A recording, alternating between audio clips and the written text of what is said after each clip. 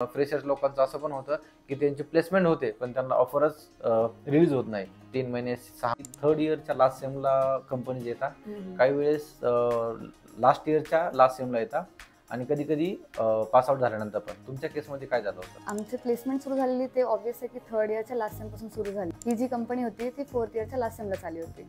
जर MNC company असेल तर त्यांचा क्रायटेरिया काय होता? हो, म्हणजे खूप सारे मुलं ऑटोमॅटिकली त्या क्रायटेरियामधून बाहेर पडतात, कारण खूप मुलांचं काही ना काहीतरी बॅकलॉग असतंच. इंटरव्ह्यू प्रोसेस झाल्यानंतर किती दिवसानंतर कळलं की आपण सिलेक्टेड झालो की नाही? फर्स्ट डे आता खरं तर नर्वसनेस असते, एक्साइटमेंट दूर राहिलं, नर्वसनेस जास्त असते. ओके. कसं होईल, काय होईल, नवीन लोक असतात. माझ्या एक तर सोबत माझे फ्रेंड्स कोणी प्लेस झाले नव्हते माझ्यासोबत. नवीन ठिकाणी गेल्यावर ऑब्व्हियसली नवीन ओळखी होणारच, नवीन लोक असतात, नवीन आपले कलिग्स असणार नवीन. तर थोडंफार इंट्रोडक्शन वगैरे झालं आमचं एकमेकांसोबत. त्यांचे काय काय स्किल्स होते, त्यांचे इंटरव्ह्यू कसे झाले ते आम्ही विचारलं एकमेकांना. हां, कॉलेजमध्ये थिअरेटिकल नॉलेज जास्त असायचं, इथे सगळं प्रॅक्टिकल बेस असतं. करेक्ट. मग ते BI सध्या खूपच बूम मध्ये आहे आणि यस, ती ऑपॉर्च्युनिटी तुला चांगली भेटली की यार तुला फर्स्ट तुझा जॉब आहे, फर्स्ट तुझं करिअर स्टार्ट होते IT मध्ये आणि तुला BI मध्ये ऑपॉर्च्युनिटी भेटली. मला हे माहित नव्हतं की ऑफर लेटर किती दिवसात मिळेल म्हणून आम्हाला. तर 1 महिना वेट केला मी, पण आलं नाही. मग ते थोडंफार विचारपूस केली मी की किती वेळ लागतो काय वगैरे. तर त्याने कळालं की ह्यांचं नक्की नसतं, म्हणजे कंपनीच्या बिझनेस. कॉलेज झालं म्हणजे स्टडी संपला असं नाही आहे, तर इथे पण अभ्यास करावा लागतो. ट्रेनिंग पिरियड चालू आहे, तर ते काही काही कोर्सेस प्रोव्हाइड करतात किंवा जे नवीन स्किल असेल काही तर ते शिकावं. इम्पॉर्टन्स याचा कळतो तुम्हाला IT मध्ये एंटर केल्यानंतर. करेक्ट. आता जे काही प्रेझेंटेशन असतं, जे काही मीटिंग्स असतात क्लायंट सोबत, ते सगळे इंग्लिशमध्येच होतात. करेक्ट. मग की DSA झालं, नेटवर्किंग झालं, करेक्ट. ते तुम्ही जे बेसिक आहेत त्याच्यात कन्सेप्ट ते क्लिअर करायचा प्रयत्न करा, कारण का इंटरव्ह्यूमध्ये मोस्टली हेच सगळं विचारलं जातं. तुमच्या रेझ्युमेमध्ये जे काही तुम्ही लँग्वेज मेन्शन करणार आहात ना, त्याच्यावरती तुमचे क्वेश्चन बेस असणार सगळे. करेक्ट. तर तुम्ही ट्राय करा की ती एक लँग्वेज कोणतीतरी परफेक्ट करण्याचा. जो आपण इंजिनिअरिंगला किंवा फायनल इयरच्या एंडला आपण जो एक प्रोजेक्ट करतो त्याचा यूज काय होतो याचा कंपनीमध्ये किंवा इंटरव्ह्यूमध्ये? खूप साऱ्या फ्रेशर्सचं ड्रीम असतं की यार माझा जो फर्स्ट जॉब आहे तो MNC कंपनीजमध्ये लागला पाहिजे. आणि जॉब लागल्यानंतर जे आपल्याला जो फर्स्ट डे असतो की यार जी एक्साइटमेंट, जे टेन्शन, जे इंथू किंवा अजून काही समजा आपल्याला क्युरियोसिटी असते किंवा मग अजून काही अशा ज्या गोष्टी आहेत किंवा तुम्हाला समजा जॉब लागलाय आणि ऑफर लेटर चाललाय का, खूप खूप फ्रेशर्स लोकांचं असं पण होतं की त्यांची प्लेसमेंट होते पण त्यांना ऑफरच रिलीज होत नाही. 3 महिने 6 महिने 9 महिने. या सगळ्या टॉपिकवरती बोलण्यासाठी मी स्नेहाला इन्व्हाइट केलं आहे आणि रिसेंटली स्नेहा एका टॉपमोस्ट MNC कंपनीमध्ये प्लेस झाली आहे आणि 2024 पास आउट आहे. त्यानंतर कॅम्पस थ्रू प्लेसमेंट झाली आहे का तिने ऑफ कॅम्पस केलं आपण प्लेस, ते पण आपण तिच्याकडून जाणून घेऊयात. आणि त्यानंतर प्लेस झाल्यानंतर किती दिवसानंतर तिला ऑफर लेटर आलं आणि तिचा जो फर्स्ट डे होता ऑफिसमधला तो कसा होता. Yes Sneha, welcome to IT वाला देव. थँक्यू. आणि यस, इंट्रोडक्शन. मी स्नेहा दुबाले. आता रिसेंटली मी 2024 मध्येच पासआउट झालेली आहे. मी माझं कम्प्युटर इंजिनिअरिंग मध्ये BE केलेलं आहे आणि BE मी पुण्यामध्येच सावित्रीबाई फुले युनिव्हर्सिटीमधूनच कम्प्लीट केलेलं आहे. आणि प्लेसमेंट माझी ऑन कॅम्पसच झालेली आहे आणि रिसेंटली मला ऑफर लेटर सुद्धा आलं आणि जॉईनिंग झालेली आमची. ट्रेनिंग पिरियड चालू आहे सध्या आमचं. ओके. आणि 2024च पास आउट. हो. स्नेहा, काही जणांच्या कॉलेजमध्ये असं असतं की थर्ड इयरच्या लास्ट सेमला कंपनीज येतात, काही वेळेस लास्ट इयरच्या लास्ट सेमला येतात आणि कधी कधी पास आउट झाल्यानंतर पण. तुमच्या केसमध्ये काय झालं होतं? आमची प्लेसमेंट सुरू झालेली ते ऑब्व्हियस आहे की थर्ड इयरच्या लास्ट सेम पासून सुरू झाली. ही जी कंपनी होती ती फोर्थ इयरच्या लास्ट सेमला चालली होती. MNC कंपनी असेल मोस्टली, कारण सिंहगड कॉलेज खूप मोठं आहे आणि ते बऱ्यापैकी टॉप मोस्ट कॉलेजेस त्यांच्याबरोबर ते टाईप आहे. सो जर MNC कंपनी असेल तर त्यांचा क्रायटेरिया काय होता? क्रायटेरिया हा होता की 60% पाहिजे 12th मध्ये, परत बॅकलॉग नसला पाहिजे, ऍक्टिव्ह पण आणि डेड बॅकलॉग पण नसला पाहिजे. ओके. हे त्यांचे बेसिक क्रायटेरिया होते. ओके. आणि मग काही स्किल्स वगैरे मेन्शन केलं होतं त्याने रेझ्युमे मध्ये की हे असल्या पाहिजेत नसल्या पाहिजेत वगैरे. पण जो मेन क्रायटेरिया तो पासिंगचाच होता की 60% पाहिजे आणि बॅकलॉग नसला पाहिजे. ओके. ऍक्च्युअली हे थ्रू आउट 60% आहे की फक्त पासिंग लास्ट इयर 60% आहे? नाही, last year passing. Last year. कारण यस, मी पण खूप वेळेस बोललेलो आहे की जर आपला एक व्हिडिओ पण केला मी, जर थ्रू आउट 60% नसेल तर तुम्हाला कंपनीमध्ये कसं अप्लाय करायचे आणि काय. जर तो व्हिडिओ बघितला नसेल ते पण तुम्ही बघून घ्या, मी डिस्क्रिप्शनमध्ये लिंक देतो. मग तसं असेल तर मग तुमच्या जे काही स्ट्रेंथ आहे त्यामधून खूप कमी लोक प्लेसमेंटला बसले असतील. हो, म्हणजे खूप सारे मुलं ऑटोमॅटिकली त्या क्रायटेरियामधून बाहेर पडतात, कारण खूप मुलांचं काही ना काहीतरी बॅकलॉग असतंच किंवा Correct. 12th मध्ये 60%च्या खाली असतातच. करेक्ट. मग ते कॉम्पिटिशन मध्ये थोडंसं हेल्प करतं. जर तुमचे 12th मध्ये 60%च्या वरती असतील किंवा बॅकलॉग नसेल तर ते ऑब्व्हियसली ते हेल्प करणार, बरोबर. कारण कॉम्पिटिशन कमी होते लगेच. कॉम्पिटिशन कमी होते. आणि येस, आणि जी काही इंटरव्ह्यू प्रोसेस होती ती कशी गेली मग कॅम्पसमध्ये? सगळी इंटरव्ह्यू प्रोसेस ऑनलाईनच होते. ओके. हा, सगळं म्हणजे टेक्निकल राऊंड, इंटरव्ह्यू वगैरे सगळं ऑनलाईनच होतं. इंटरव्ह्यू प्रोसेस झाल्यानंतर किती दिवसानंतर कळलं की आपण सिलेक्टेड झालो की नाही?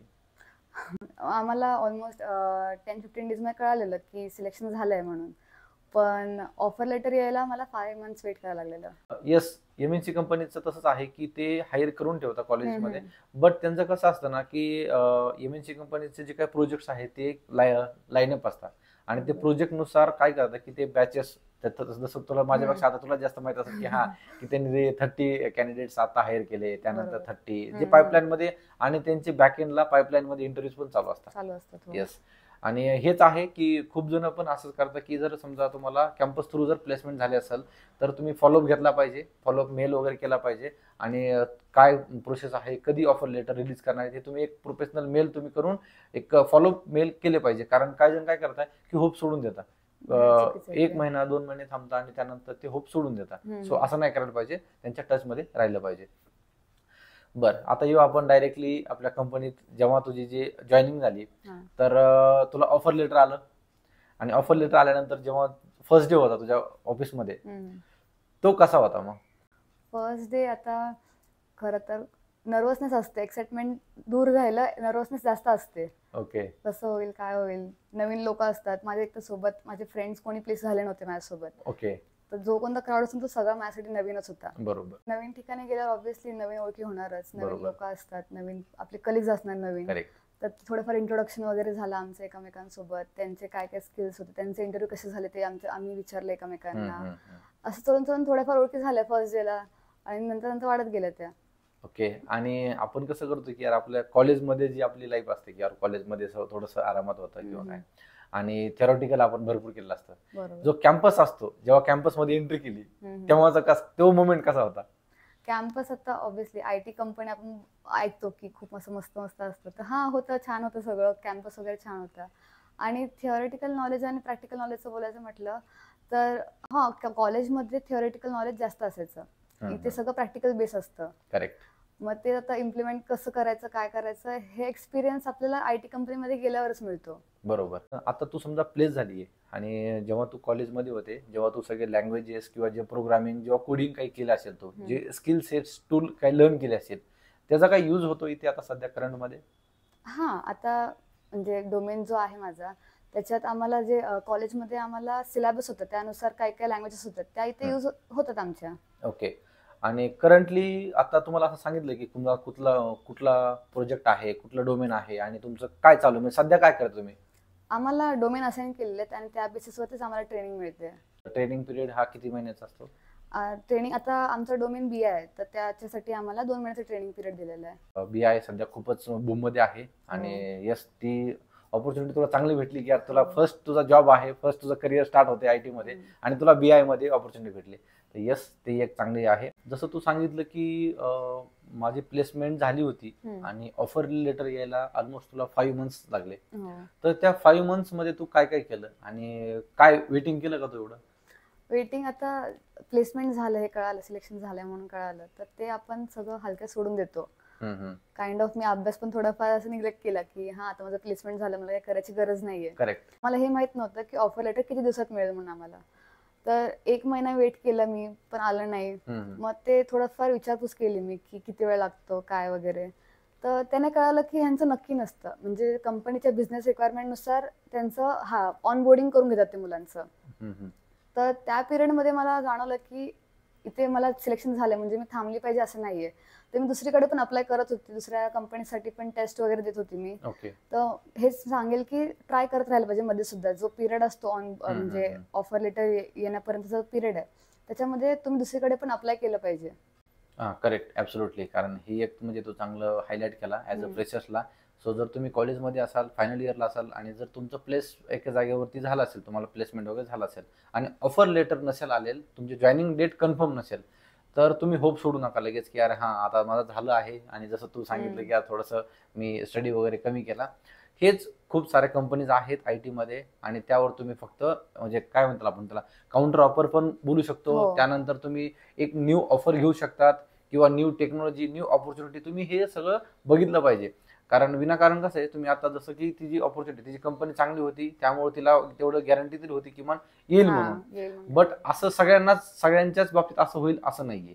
ग्रेट. ओके. आता तू प्लेसमेंट झाले आणि जेव्हा तुमची ट्रेनिंग वगैरे स्टार्ट झाली, तर जेव्हा असं झालं की यार मी आता स्टडी करत होते कॉलेजमध्ये, आणि आता इथे मला काहीतरी एखादा टास्क दिलाय, तुझा फर्स्ट टास्क काय होता ऍज अ कंपनीसाठी? कॉलेज झालं म्हणजे स्टडी संपला असं नाहीये, तर इथे पण अभ्यास करावा लागतोच. ट्रेनिंग पिरियड चालू आहे तर ते काही कोर्सेस प्रोव्हाइड करतात, किंवा जे नवीन स्किल असेल काही तर ते शिकावं लागतंच, कारण का त्यावरती आपल्याला काम करायचं आहे. आणि टास्क असं असं आम्हाला दिलं नाहीये काही, अजून ट्रेनिंगच चालू आहे आमचं. कोर्सेस वगैरे कम्प्लीट करायचे असतात, लेक्चर्स चालू असतात काही, तर हेच चालू आहे सध्या. ओके. आणि जे तुमचं इंटरॅक्शन आहे आता, ते जे इंटरॅक्शन आहे ते तुमचं कोणासोबत होतं सध्या? जे काही एक्सपिरियन्स कलिग वगैरे आहेत त्यांच्याबरोबर इंटरॅक्शन होतं तुमचं, की जे काही तुमचे टीम लीड आहेत किंवा जो तुम्हाला फक्त एक रिक्रुटर आहे, ते कोणासोबत तुमचं सध्या इंटरॅक्शन होतं? आम्हाला म्हणजे असं बॅचेसनुसार मेंटर दिलेले आहेत. मग Okay. ते मेंटर येतात आणि आम्हाला जे जे डोमेन दिलेले आहे त्या रिलेटेडचं ते लेक्चर्स वगैरे असं घेतात येऊन. तर आम्ही मोस्टली आमच्या मेंटर सोबत आणि जे कलिग्स आहेत त्यांच्यासोबतच असतो. आता म्हणजे आपण जसं स्टार्ट केला व्हिडिओ तेव्हापासून आपण सगळं टेक्निकलच बोलतोय किंवा काय बोलतोय. कॅम्पस एक्सप्लोर केला, कॅन्टीन, जिम, हो. कारण खूप साऱ्या फॅसिलिटी आहेत कंपनीमध्ये, आणि हो. कॅम्पस पण खूप मोठा आहे. हो तर बरोबर. एक्सप्लोर केलाय? अजून पूर्ण एक्सप्लोर नाही केलाय, बऱ्यापैकी एक्सप्लोर चालू आहे आमचं करणं अजून सुद्धा. कॅम्पस छान आहे, कॅन्टीन वगैरे पण मी आता चालू आहे हळूहळू वेगवेगळे ट्राय करते रोज रोज. छान छान. कॅम्पसमध्ये कम्युनिकेशन वगैरे बद्दल खूप आपले टीचर बोलतात की यार तुमचं कम्युनिकेशन इम्प्रूव्ह करा, तुमचं प्रेझेंटेशन स्किल्स इम्प्रूव्ह करा किंवा काय. ऍक्च्युअल मध्ये त्याचा यूज होतो आयटी मध्ये? कम्युनिकेशन स्किल किंवा आपण ज्याला सॉफ्ट स्किल पण म्हणतो, तर ते खूप इम्पॉर्टंट आहे. बरोबर बोलतात जे पण बोलतात सगळे आपले मेंटर्स वगैरे, तर खूप इम्पॉर्टंट येते. कारण आता इम्पॉर्टन्स याचा कळतो तुम्हाला आय टीमध्ये एंटर केल्यानंतर. करेक्ट. आता जे काही प्रेझेंटेशन असतं, जे काही मीटिंग्स असतात क्लायंट सोबत, ते सगळे इंग्लिशमध्येच होतात. करेक्ट. मग थोडीफार इंग्लिश येत असेल तर त्याने काम होतं असं नाहीये. तर तुम्हाला इंग्लिश बऱ्यापैकी आली पाहिजेच, कारण का तो एक असा मेन सोर्स आहे ज्यातून आपण कम्युनिकेट करणार आपल्या क्लायंट सोबत झालं, किंवा जे कोण आपले कलिग्स असणार ऑफिसमध्ये त्यांच्यासोबत. आता ते पण झालं, आणि ऑब्व्हियसली जे हायरिंग प्रोसेस असते, आपले इंटरव्ह्यूज होतात, तिथे पण आपल्याला इंग्लिशमध्येच आन्सर करावं लागतं सगळ्या गोष्टी. तर ते आता आपल्या मदर टंग मध्ये करून आपल्याला चालणार नाही तिकडे सुद्धा. त्यामुळे कम्युनिकेशन स्किल खूप इम्पॉर्टंट आहे. आणि ऍक्च्युली आम्हाला कंपनीमध्ये त्याच्यासाठी पण सेशन्स असतात सॉफ्ट स्किलचे. ओके, कंपनीमध्ये पण असतात? हो, जिथे आमच्याकडून ते बेसिक ग्रामर सुद्धा झालं ते सुद्धा शिकवतात. प्रेझेंटेशन करून घेतात आमच्याकडून, ऑन द स्पॉट असं बोलायला सांगतात कोणत्या पण टॉपिक वरती. म्हणजे जेणेकरून कम्युनिकेशन स्किल सुद्धा इम्प्रूव्ह होते आणि काइंड ऑफ कॉन्फिडन्स पण बूस्ट होतो. Absolutely correct. असं कधी झालंय की तुला अचानक काहीतरी एखादा टॉपिक दिलाय आणि सगळ्यांसमोर जाऊन एक्सप्लेन करायला सांगितलंय? आम्हाला असं पीपीटी बनवून प्रेझेंट करायला सांगितलेलं विदिन हाफ एन आवर. तर ते थोडंसं डिफिकल्ट होतं, फर्स्ट टाइम होतं. एक तर ते एकदम असं ऑन द स्पॉट कधी आम्हाला असं टास्क मिळाला नव्हता. तर त्यांनी पीपीटी बनवायला सांगितली एका पर्टिक्युलर टॉपिक वरती, टेक्निकल टॉपिक वरती, आणि ती प्रेझेंट करायला सांगितलेली पीपीटी. तर थोडंसं ठीकठाक गेलं ते. मग आम्हाला मेंटरने फीडबॅक वगैरे पण दिलं, तर तो फीडबॅक यूज करून पण आम्हाला कळालं की काय इम्प्रूव्ह केलं पाहिजे आणि काय नाही ते. ओके. येस, ऍक्च्युली काय ना की आता जे चालू आहे तुझं, तर ह्याच्यामध्ये तुला चॅलेंजेस खूप येणार आहेत, बट लर्निंग खूप आहे त्याच्यामध्ये. कारण कसं आहे ना, आता तू सगळं जेवढं कॉलेजला केलंय तेवढं सगळं थेरोटिकल होतं, आणि डायरेक्टली फर्स्ट जॉब आहे तुझा. आणि एक तर कसं झालं, तुझा फर्स्ट जॉब एमएनसी मध्ये, आणि ऑपॉर्च्युनिटी चांगली भेटली तुला, प्रोफाईल तुझं बीआय मध्ये भेटलंय, तर हे सगळं तुला भेटलंय. सो तुला चॅलेंजेस येणार, बट आय नो की ओव्हरकम पण म्हणजे आहेच, करू शकतेस तू, तेवढं त्यात ॲबिलिटी आहे. सो बट एकदम छान वाटलं किंवा तुझे जे तू प्रॉब्लेम सांगते आणि त्यावरती तू ओव्हरकम पण करते. तुमचा जो डेली रुटीन असतो तो कसा असतो ऑफिसमध्ये, म्हणजे start to end? Okay, start to end. तर डेली रुटीन मध्ये ऑब्व्हियसली आम्हाला 9 to 6 हा टायमिंग आहे. ओके. 9 वाजता येणं, पंचिंग वगैरे करणं. मग थोडंफार आमचे मेंटर यूज तर आम्हाला टाइम असतो, थोडंफार चिटचॅट वगैरे होतच आमचं, ते लॉग इन वगैरे करावं लागतं. मग आमचे सेशन असतात 1-2 तास चालतात, मग मध्ये ब्रेक असतो. ओके. मग त्यावेळेस आम्ही एक्सप्लोर केलं की कॉफी मशीन वगैरे कुठे आहे, काय ते सगळं मग आम्ही ते ब्रेक मध्ये करतो. मग परत सेशन कंटिन्यू झालं, मग परत लंच ब्रेक वगैरे असतो, तेव्हा मग थोडं कॅफेटेरियामध्ये जाऊन आम्ही लंच वगैरे करून मग परत ब्रेक नंतर पण सेशन असतात. ओके. मग ते सेशन काही टाइमपास, काही थोडंफार एन्जॉयमेंट पण होतो आमचा. असं एकदम हेक्टिक असं नाहीये सध्या. हे ट्रेनिंग पिरियड मस्त चालू आहे सध्या. म्हणजे सगळंच आहे, एक तर स्टडी पण आहे, कॅम्पस एक्सप्लोर पण आहे, आता नवीन नवीन फ्रेंड्स पण कलिग पण झाले असतील. तर ग्रेट. आणि येस, चांगली एक ऑपॉर्च्युनिटी भेटली. आणि आपलं जे ड्रीम असतं की यार नाही आपल्याला आयटी कंपनीमध्ये आपल्याला काम करायचं आहे आणि आपला जो फर्स्ट जॉब असतो तो तुला भेटला आहे आणि तू एक्सप्लोर करते, स्टडी पण करते आणि एन्जॉय पण करते. तर चांगली गोष्ट आहे. ॲट द एंड ज्यांना जॉब करायचा आहे आयटी मध्ये आणि MNC मध्ये जर त्यांना जॉब पाहिजे तर तू जे काही केलं आहे तेवढं तू एकदा सांगू शकते का फ्रेशरसाठी? येस, मी असं काही वेगळं काही केलं नाही. जे काय आपले सिलेबस मध्ये आहे तेवढा एक तुम्ही नीट अभ्यास करायचा. करेक्ट. ते तर करावं लागणारच आहे, कारण का बॅकलॉग नसला पाहिजे मेन. कारण का तुमचा जर बॅकलॉग लागला तर खूप साऱ्या कंपनीजसाठीची ऑपॉर्च्युनिटीज तिकडेच तुमचे मायनस होतात. करेक्ट. ऑब्व्हियसली 12th मध्ये पण 60%, पण खूप जणांची 12th ऑलरेडी झालेली असणार आहे. बरोबर. त्यांच्यासाठी एवढंच सांगा की बॅकलॉग तुम्ही टाळा.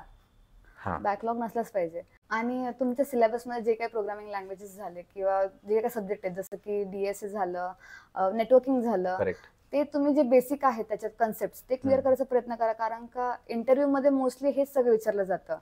आणि तुम्ही जे काही प्रोग्रामिंग लँग्वेज करणार आहेत ती एक फिक्स करून ठेवायची.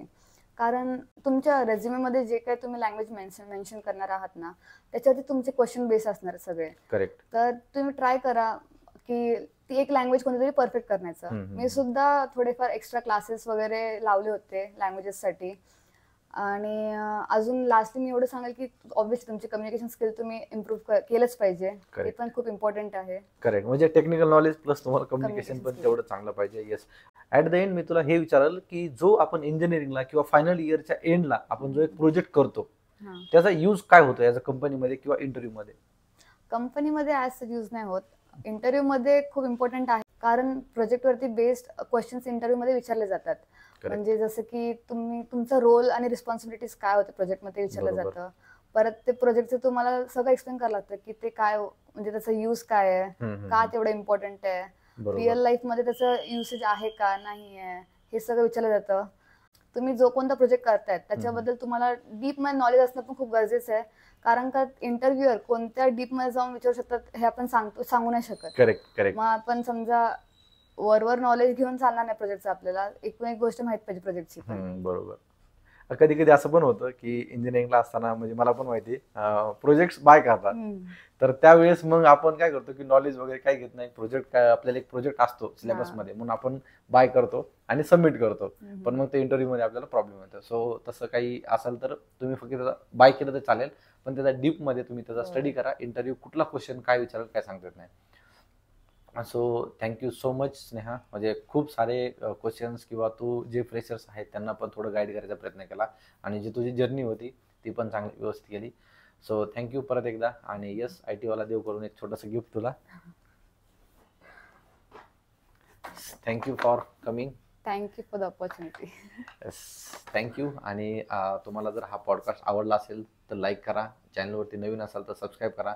आणि जे कोणी ज्यांना IT मध्ये जॉब करायचा आहे, जे फ्रेशर्स आहेत, ज्यांना थोडंसं गाईड भेटत नाहीये, त्यांना जसं जसं स्नेहाने सांगितले, प्रोसेस सांगितली इंटरव्ह्यूची, फर्स्ट डे मध्ये कसं असतं काय असतं, त्यांच्याबरोबर नक्की शेअर करा. त्यांना पण हा पॉडकास्ट नक्कीच आवडेल. येस, तुला काय सांगायचं last? Please thank you for the opportunity आणि सगळ्यांना सांगेल all the best for your future. Thank you and thanks for watching. Bye bye.